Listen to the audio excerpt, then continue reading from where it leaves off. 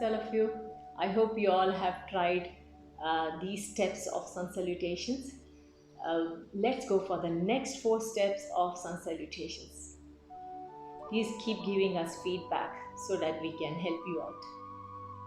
Feel the stretch in your groin.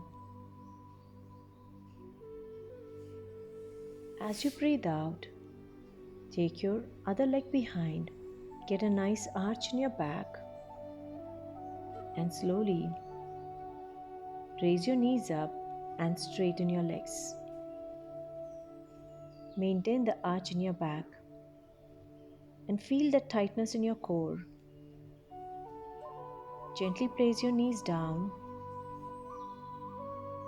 holding your breath. Reach your chest and chin. 7th step. Slowly slide yourself forward, inhaling. Straighten your arms. Try to feel the stretch in your core, shoulders, chest. As you exhale, come back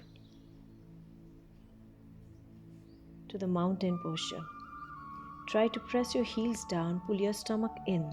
Feel the stretch in your armpit. Feel the stretch in your legs back. Place your knees down again